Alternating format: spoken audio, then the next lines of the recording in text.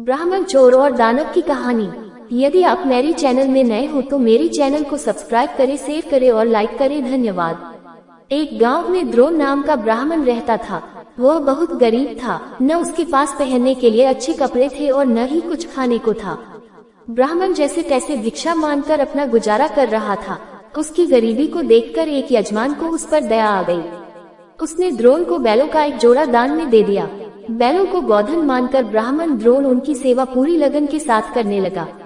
उसे बैलों से इतना प्रेम था कि वो खुद कम खाता था, लेकिन बैलों को भरपेट खिलाता था। ब्राह्मण की सेवा पाने के बाद दोनों बैल तंदुरुस्त हो गए। एक दिन हटेकटे बैलों पर चोर की नजर पड़ गई। बैलों को देखते ही चोर ने मन ही मन बैलों को चुराने की योजना बना ली। योजना बनाने के बाद रात होते ही चोर ब्राह्मण के घर बैल चुराने के इरादे निकल गया। कुछ दूर चलते ही चोर का सामना एक भयानक राक्षस से हुआ। राक्षस ने चोर से पूछा, तुम इतनी रात को कहाँ जा रहे हो? चोर ने कहा, मैं ब्राह्मण के बैल चोरी करने जा रहा हूँ। चोर की बात सुनकर राक्षस बोला, चलो मैं भी तुम्हारे साथ चलता हूँ।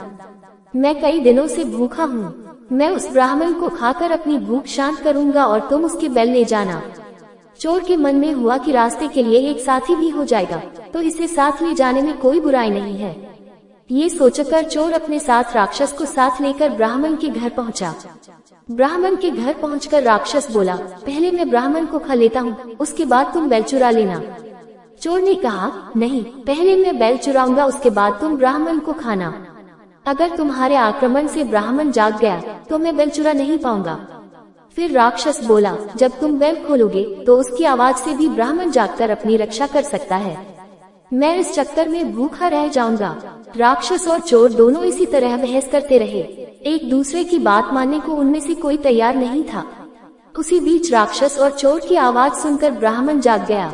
ब्राह्मण को जागा देखकर जल्दी से चोर बोला, हे ब्राह्मण, देखो ये राक्षस आपको खाने आया है, लेकिन मैंने इससे आपको बचा लिया। इसने कई बार आपको खाने की कोशिश भी की, पर मैंने ऐसा होने नहीं दिया। चोर की बात सुनकर राक्षस ने भी तुरंत कहा, नहीं ब्राह्मण, मैं आपको खाने नहीं बल्कि आपके बैलों की रक्षा करने के लिए यहाँ आया हूँ।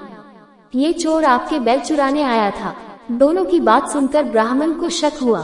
खतरे को भांपते हुए ब्राह्मण ने फटाफट डंडा उठाया और दोनों को भगा दिया। कहानी से सीख, हमें हमेशा परिस्थिति के अनुसार काम करना चाहिए, जैसे इस कहानी में ब्राह्मण ने किया। उसे चोर व राक्षस की बात सुनने के बाद अपनी आत्मरक्षा के लिए डंडा उठा लिया, जो उस परिस्थिति के लिए बिल्कुल सही था। पूरी कहानी सुनने के लिए धन्यवाद।